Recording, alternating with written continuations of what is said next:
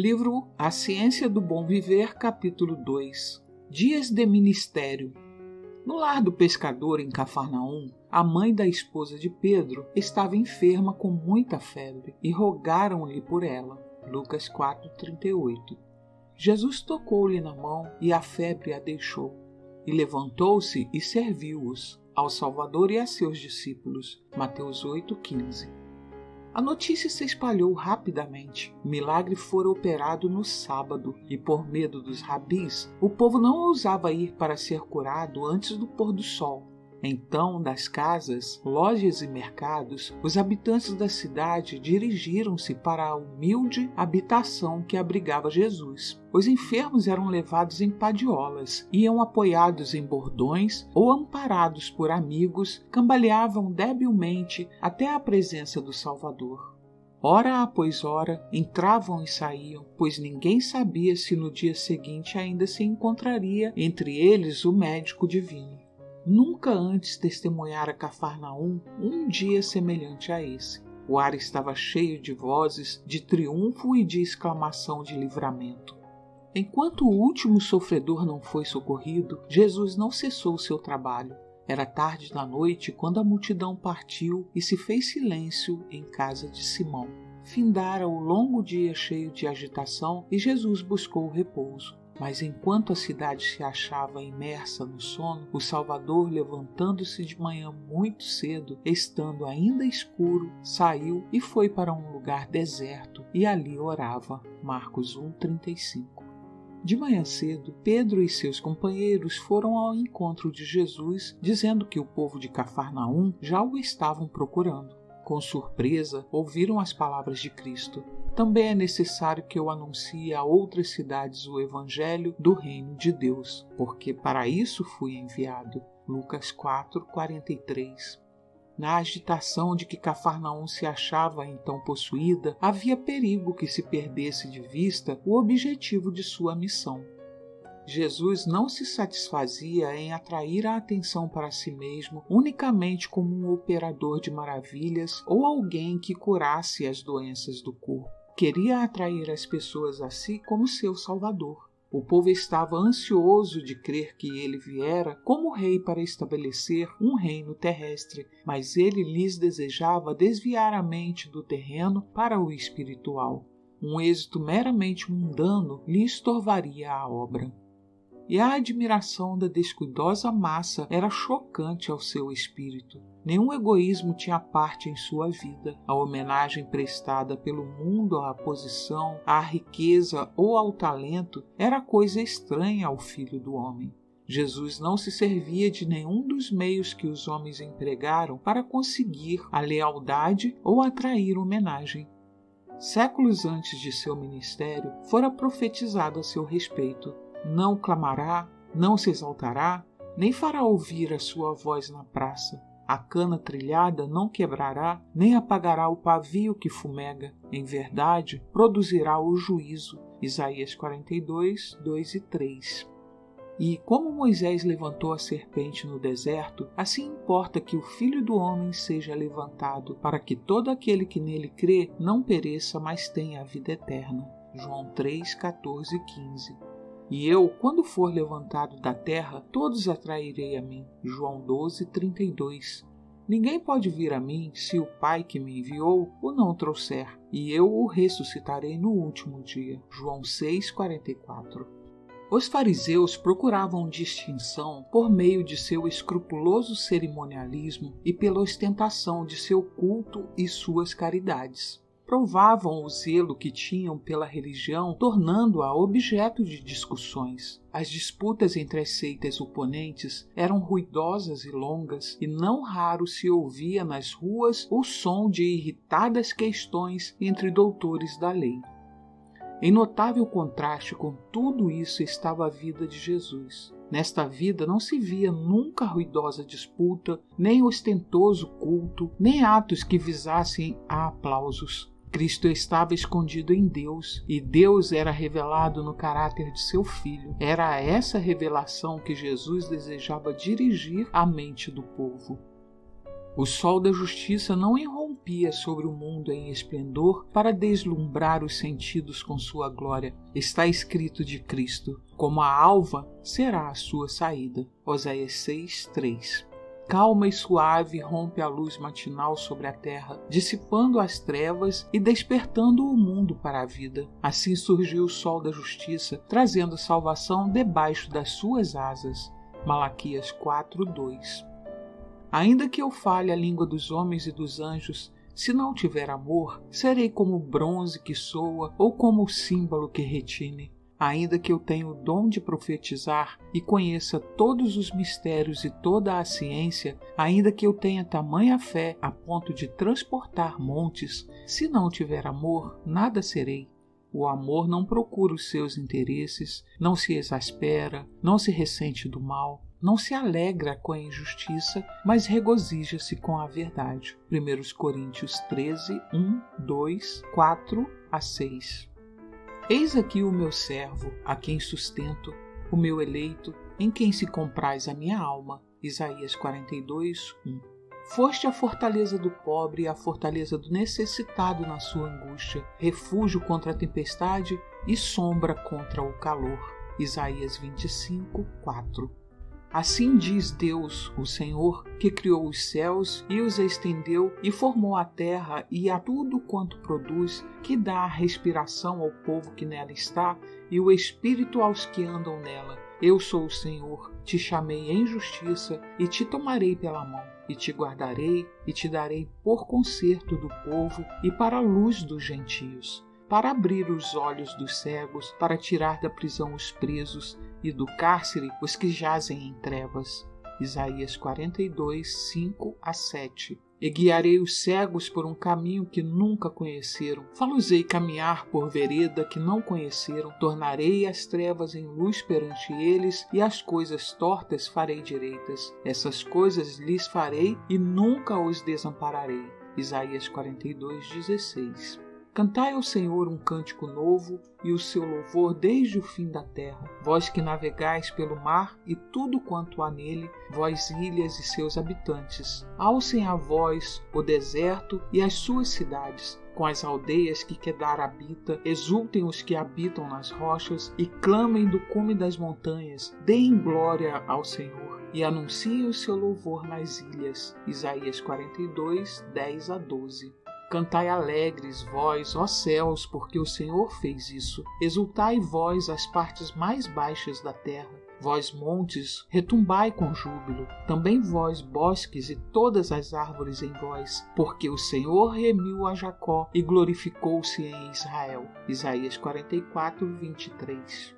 Da prisão de Herodes, onde em decepção e perplexidade quanto à obra do Salvador, vigiava e esperava, João Batista enviou 2 de seus discípulos a Jesus com a mensagem: És tu aquele que havia de vir ou esperamos outro? Mateus 11, 3.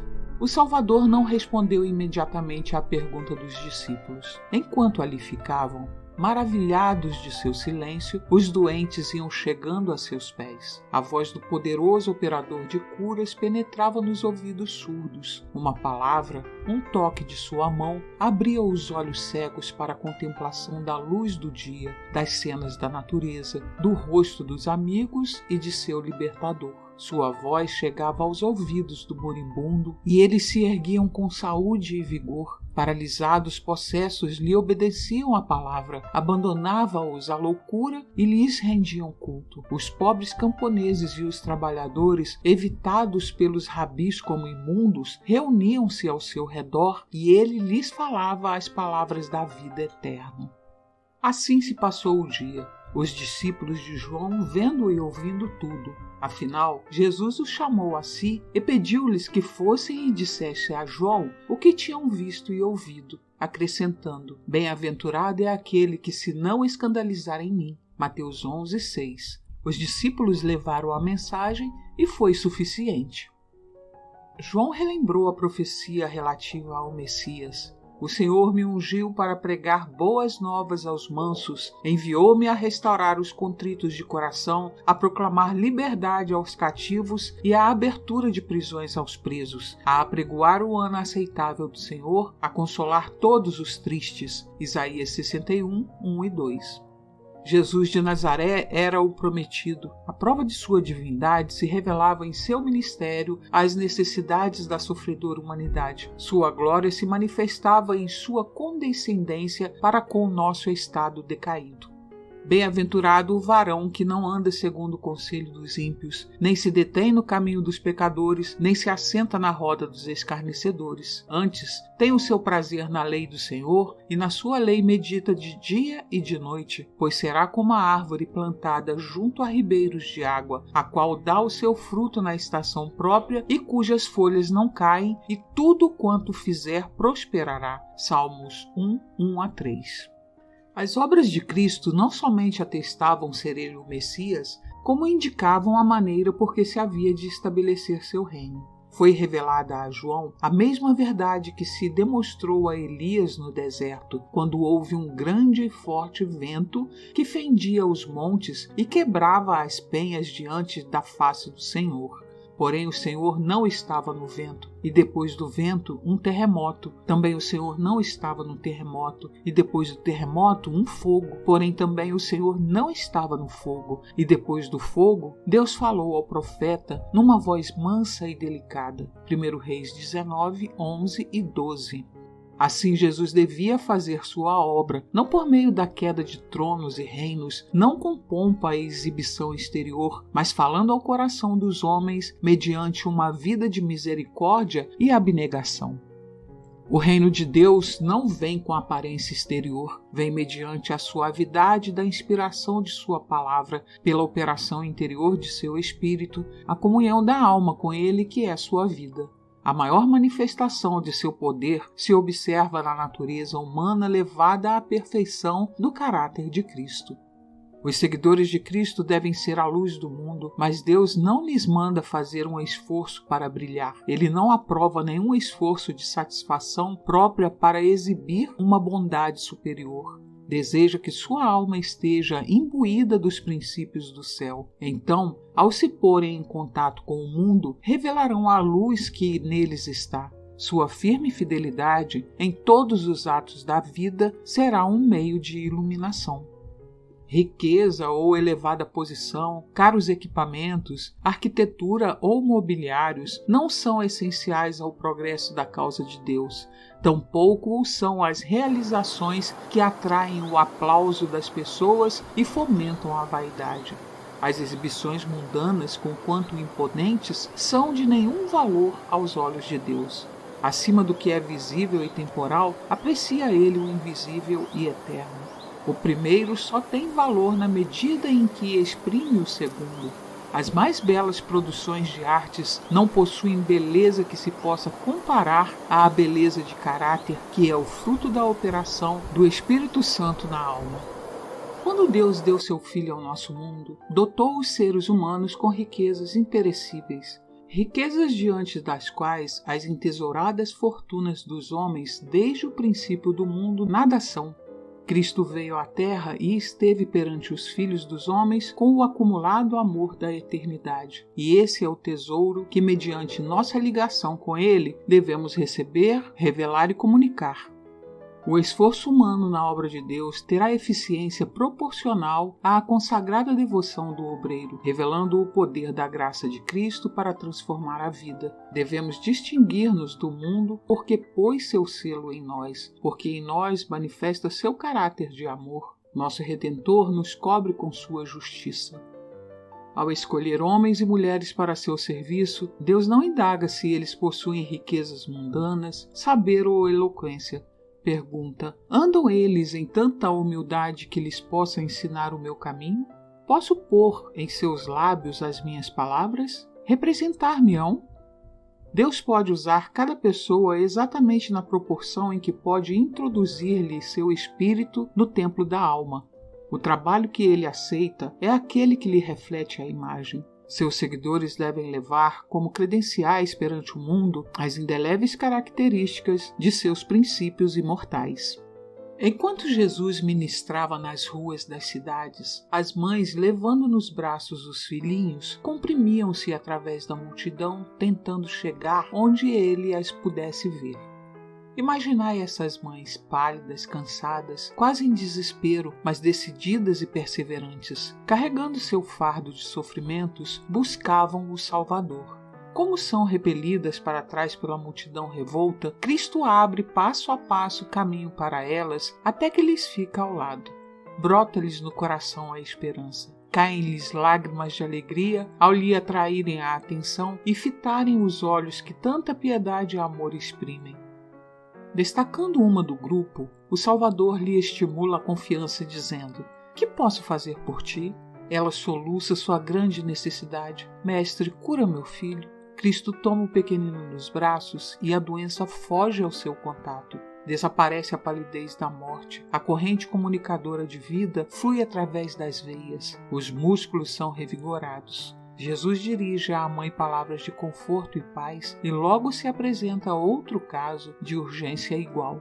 Novamente, Cristo exerce seu poder vivificante e todos dão louvor e honra àquele que opera maravilhas.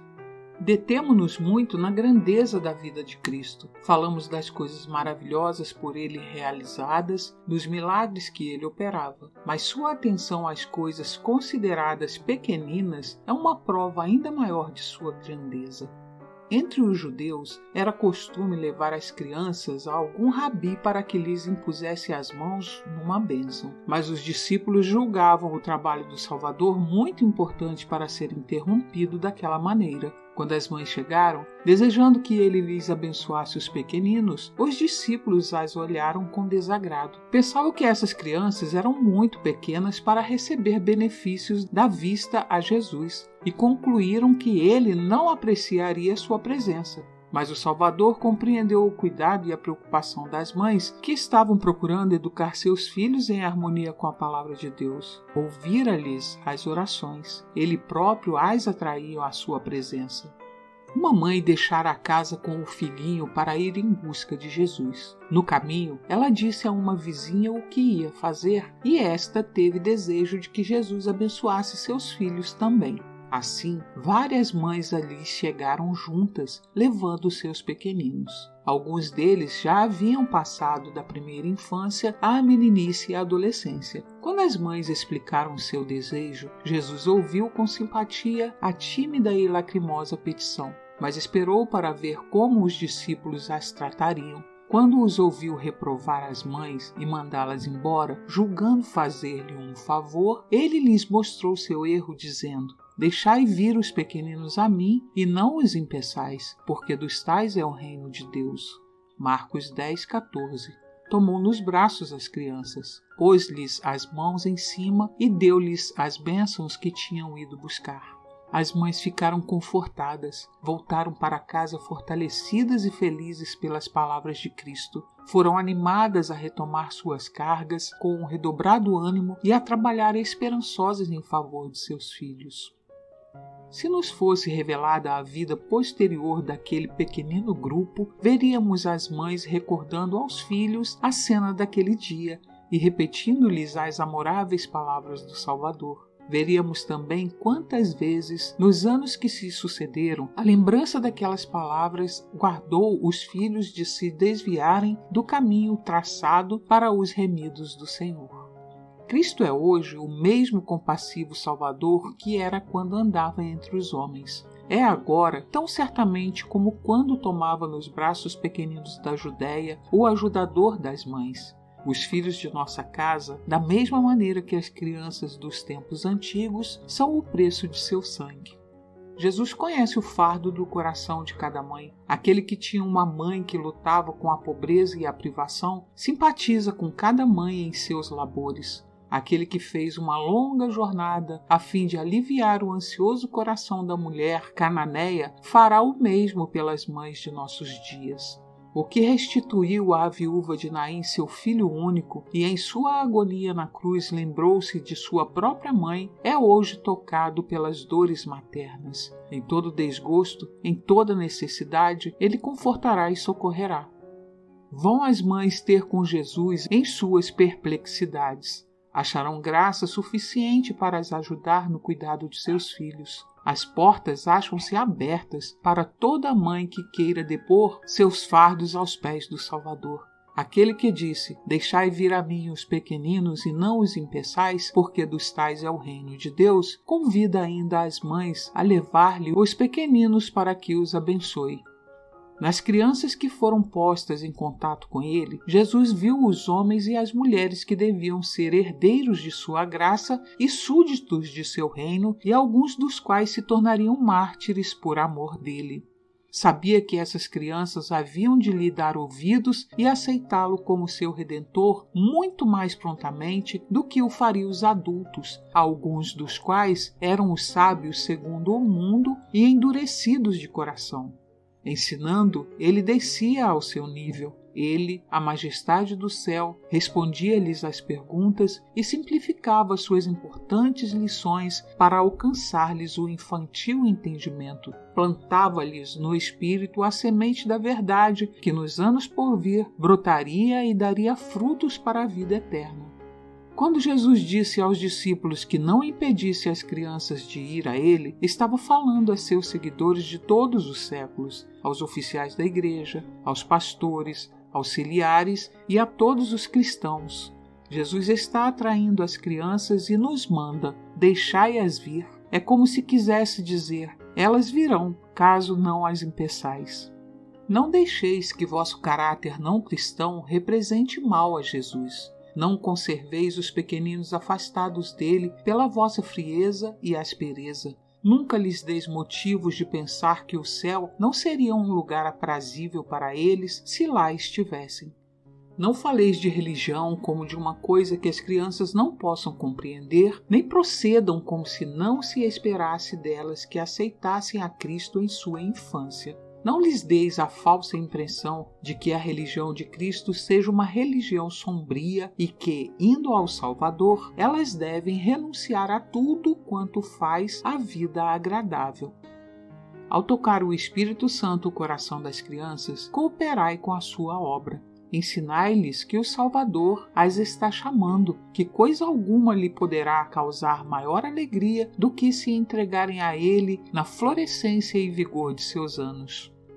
O Salvador considera com infinita ternura as almas que ele comprou com o seu sangue. São a reivindicação de seu amor. Ele as olha com inexprimível anelo. Seu coração se dilata não somente para as mais bem-educadas e mais atrativas crianças, mas para as que, por herança ou negligência, têm objetáveis traços de caráter. Muitos pais não compreendem quão responsáveis são por esses traços em seus filhos. Não possuem a ternura e a sabedoria necessárias para lidar com os faltosos a quem eles próprios fizeram o que são. Mas Jesus olha a estas crianças com piedade. Parte da causa para o efeito. O obreiro cristão pode ser o instrumento de Cristo em atrair ao Salvador esses faltosos e errantes. Com sabedoria e tato, é-lhe possível prendê-los ao próprio coração, infundir-lhes ânimo e esperança e, mediante a graça de Cristo, pode vê-los transformados em caráter, de modo que a seu respeito se possa dizer: dos tais é o reino de Deus. Lucas 18:16. O dia inteiro o povo havia se aglomerado em volta de Cristo e dos seus discípulos, enquanto ele ensinava à beira-mar. Haviam escutado suas graciosas palavras, tão simples e tão claras que eram como o bálsamo de Gileade para sua alma. A cura de sua divina mão trouxera saúde ao enfermo e vida ao moribundo. O dia se lhes afigura como o céu na terra, e haviam ficado inconscientes do tempo que estavam sem comer. O sol emergia no ocidente e o povo ainda permanecia ali. Por fim, os discípulos foram falar com Cristo, insistindo que, por amor dela mesma, a multidão devia ser despedida. Muitos tinham vindo de longe e nada haviam comido desde cedo. Nas cidades e aldeias vizinhas poderiam encontrar algum alimento. Mas Jesus lhes disse: Dai-lhes vós de comer. Mateus 14:16. Depois, voltando-se para Filipe, perguntou: Onde compraremos pão para estes comerem? João 6:5. Filipe olhou para o mar de cabeças e pensou como seria impossível prover comida para tão grande ajuntamento. Respondeu que não bastaria 200 moedas de prata para que cada um tivesse um pouco de pão. Jesus indagou a quantidade de comida que se poderia encontrar entre a multidão. Está aqui um rapaz que tem 5 pães de cevada e 2 peixinhos, disse André. Mas que é isso para tantos? João 6:9. Jesus ordenou que os mesmos lhe fossem levados. Depois pediu que os discípulos fizessem o povo sentar na relva. Feito isso, tomou a comida e, erguendo os olhos ao céu, os abençoou e, partindo os pães, deu-os aos discípulos e os discípulos à multidão, e comeram todos e saciaram-se, e levantaram dos pedaços que sobraram 12 cestos cheios. Mateus 14:19 e 20. Foi por um milagre do divino poder que Cristo alimentou a multidão. Todavia, quão humilde foi o mantimento provido, unicamente os peixes e os pães de cevada que eram o sustento diário dos pescadores da Galileia. Cristo poderia haver proporcionado ao povo uma rica refeição, mas comida preparada meramente para a satisfação do apetite não lhes teria transmitido nenhuma lição para seu benefício. Por meio deste milagre, Cristo desejava ensinar uma lição de simplicidade. Se os homens de hoje fossem de hábitos simples, vivendo em harmonia com as leis da natureza, como viviam Adão e Eva no princípio, haveria abundante provisão para as necessidades da família humana. Mas o egoísmo e a condescendência com o apetite trouxeram pecado e miséria, por excesso de um lado e do outro por escassez. Jesus não procurava atrair o povo a si pela satisfação do desejo de luxos. Para aquela grande multidão, fatigada e faminta depois do longo e agitado dia, a simples refeição era garantia de seu poder, ao mesmo tempo que de seu terno cuidado por eles nas necessidades comuns da vida.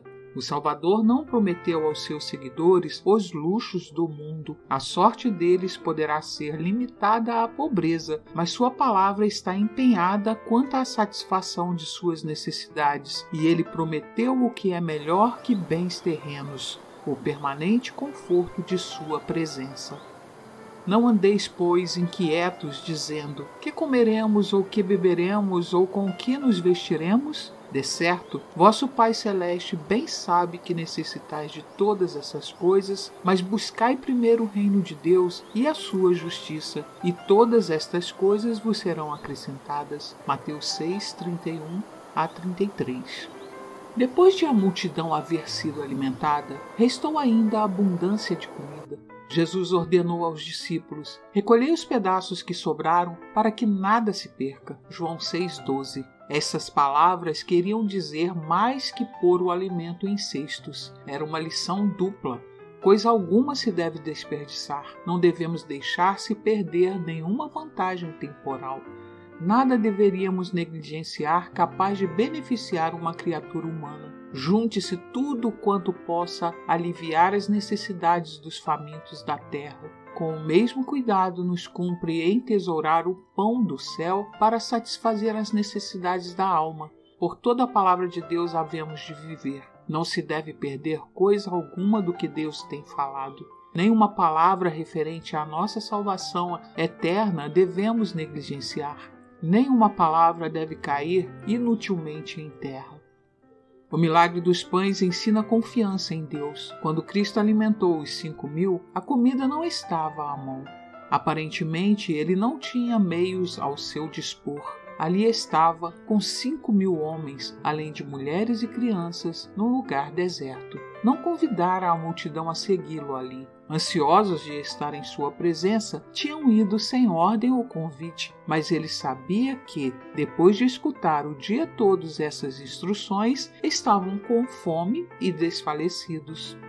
Achava-se longe de casa e a noite estava prestes a chegar. Muitos deles estavam sem recursos para comprar comida. Aquele que, por amor deles, jejuara 40 dias no deserto, não permitiria que voltassem em jejum para casa. A providência de Deus colocara Jesus na situação em que se encontrava, e ele confiou em seu Pai Celeste quanto aos meios para auxiliar os necessitados. Quando somos levados a situações críticas, devemos confiar em Deus. Em toda negligência devemos buscar auxílio daquele que tem à sua disposição ilimitados recursos. Neste milagre, Cristo recebeu do Pai, transmitiu aos discípulos, estes ao povo e o povo uns aos outros. Assim, todos quantos se acham unidos com Cristo receberão dele o pão da vida e o transmitirão a outros. Seus discípulos são o instrumento designado para a comunicação entre Cristo e o povo. Quando os discípulos ouviram a ordem do Salvador, dai-lhe voz de comer, todas as dificuldades lhes surgiram na mente. Perguntaram, iremos nós e compraremos? Mas que disse Cristo? Dai-lhe voz de comer. Marcos 6:37. Os discípulos levaram a Jesus tudo quanto tinham, mas ele não os convidou a comer. Pediu-lhes que servisse o povo. A comida se multiplicou em suas mãos e as mãos dos discípulos, estendendo-se para Cristo, nunca ficavam vazias. A pequenina provisão foi suficiente para todos. Quando a multidão tinha sido alimentada, os discípulos comeram com Jesus da preciosa comida proporcionada pelo céu. Ao vermos as necessidades dos pobres, dos ignorantes, dos aflitos, quantas vezes nosso coração desfalece? Perguntamos, que vale a nossa fraca força? Quanto valem nossos escassos recursos para suprir essa grande necessidade? Não esperaremos por uma pessoa de mais capacidade para dirigir a obra ou por alguma organização para empreendê-la? Cristo diz, dai-lhes voz de comer, empregai os meios, o tempo, as aptidões que possuís, levai a Jesus vossos pães de cevada. Conquanto vossos recursos talvez não sejam suficientes para alimentar milhares, poderão bastar para dar de comer a um. Nas mãos de Cristo poderão alimentar a muitos. Como os discípulos, dai o que tendes, Cristo multiplicará a dádiva. Recompensará a sincera e simples confiança nele. Aquilo que parece apenas uma escassa provisão se demonstrará em abundante banquete. O que semeia pouco, pouco também ceifará, e o que semeia em abundância também ceifará. Deus é poderoso para tornar abundante em vós toda a graça, a fim de que, tendo sempre, em tudo, toda suficiência, superabundeis em toda boa obra, conforme está escrito, espalhou, deu aos pobres, a sua justiça permanece para sempre. Ora, aquele que dá a semente ao que semeia e pão para comer também multiplicará a vossa sementeira e aumentará os frutos da vossa justiça, para que em tudo enriqueçais para toda a beneficência. 2 Coríntios 9, 6, 8 a 11.